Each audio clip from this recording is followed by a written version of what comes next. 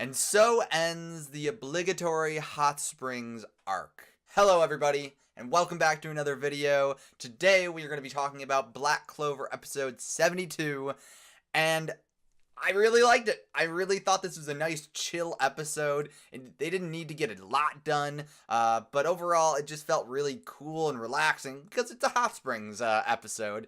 And first of all, I'm just going to jump right to the end. I found it highly respectable that they were breaking the fourth wall right at the end there, and basically just saying, yo, this is the hot springs arc. This is what every anime in the world does. We have a hot springs arc where everybody's just chilling out.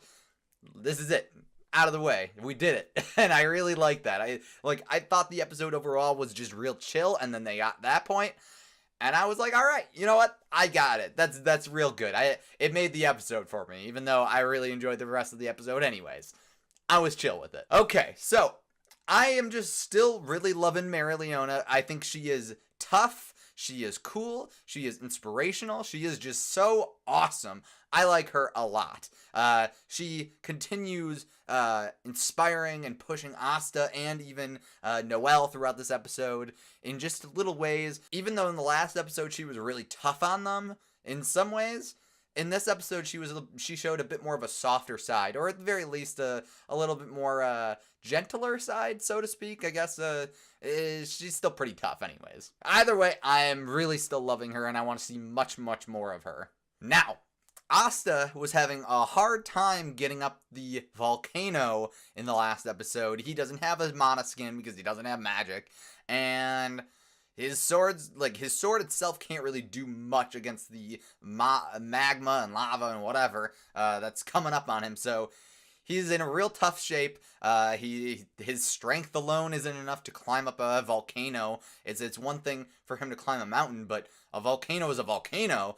So he really has to think hard, which is not usually his strength, but he has to come up with a nice, decent plan to get himself up the mountain without having too much issues, I guess. And he comes up with a plan that at first I was a little hesitant about. I always hate it whenever a character has a special power that they had just unlocked one time, and even then they were partially blacked out or something weird. The circumstances made sense then, but in downtime it doesn't really make sense for them to be able to just tap that power. So I was a little hesitant when he started trying to pull out the anti-magic power, whatever it is, out of himself. But I think it was all right. It was used pretty handedly. It was pretty well done, I think. Basically, what he did was he used the power of ki, or just basically life force energy. It's not magic, but it's something that every living being gives off, whether it's their smell, breath, their presence in general.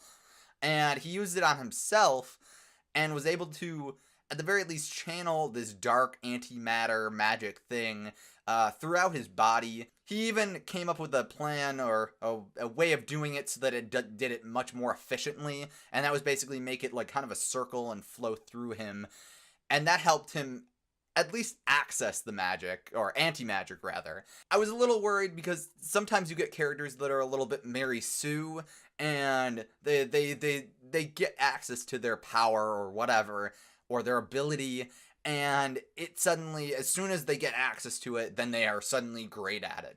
And I was afraid that it would be in that situation where it's oh, suddenly he can do whatever with it as long as he is thinking about it. But they made it very clear that he might have accessed it this time and nothing bad happened. However, he doesn't have any control over it, and I think that's a key point for him to know, that he has no control over it, and that he's still got a lot to accomplish and a lot of growth to be done in order to have any kind of real power over his own abilities. So I respect that. I think they handled it in the best way they could have in this situation. And I think also a really interesting note about it is that when he doesn't specifically have control over it, it actually targets large amounts of magic energy. So when he finally made his way up the mountain, or volcano rather, it immediately targeted Mirleona because she was putting off a bunch of magic. Her, Yami, and Charlotte basically could see it for what it is, where it is going after whatever magic is there. And Yami even mentions that, like, it wouldn't be any help to actually help him because other than just knocking him down, there's not much else. And Mirleona had it going for her anyway, so it was what it was. But yeah, I think that they handled it as best as possible. This was a learning point for Asta without it being terribly dire, and he didn't have to be in a bad situation for him to grow a little bit, or at least learn about this. And at the same time, he still knows that he's still got a long way to go for it. So, mad props on that one. After that, it's basically just a chill episode. After the night falls, the lava kind of recedes or something, and it basically just becomes a giant dish for the hot springs to fill in. And yeah, it's just real chill after that. Everybody's kind of having a relaxing time. You see more of a Mirleona basically pushing Noelle and making her feel good about herself, because clearly Noelle's got some confidence issues. So Mirleona is talking more about her mother and saying that Noelle looks a lot like her mother. And there's even a point where, like, Noelle has her hair up, but then suddenly it's down. And I was a little confused at first because I thought it was like an error in the animation, but it was really just Mirleona imagining her mother. And she gives a little bit of a insight about apparently Noelle's mother was an armor wizard or a whatever, and maybe she had control over metal. But apparently she's really tough, or was really tough, because Mirleona said that despite her accomplishments in battle and never being losing side on that front, she's never been able to beat Noelle's mother. So that shows how strong Noelle's mother really was. Also, I'm really liking the bonding that Noelle and Mirleona have going on. It seems like despite Noelle's family being really terrible to her, Mirleona will be a nice role model and female figure for her to look up to. Meanwhile, on the boys' side, everybody's dumb. You've got competitions between Leo and Asta and Yuno, and seeing who's going to stay in the hot springs for the longest. And Yami then chimes in and basically shows his perv, his inner perv, and apparently he says that the only good thing about a hot spring, or something, the best thing to do in a hot spring is to perv out and look at the girls. And that inspires all of the Crimson Lion people, who are also pervs. And Yuno's just kind of like, I think I'm good. And there was a funny part with Yami being like, you think you're better than me? What do you think? Like, he really got, like, a little self-conscious about it, I guess. Thinking that Yuno thought that he was lower class or something. I don't know. But honestly, it's just Yuno's not that kind of person. Meanwhile, Asta only has eyes for Sister Lily, so he's out anyways, and that surprises everybody on the male side. I forget if they had a shot of the women's side. Either way, they all are like, oh, okay, whatever. So there was some funny shenanigans with the whole, the guys are going to try to look over the wall, blah, blah, blah. And that was more or less just the end of the episode, the second half of the episode, really.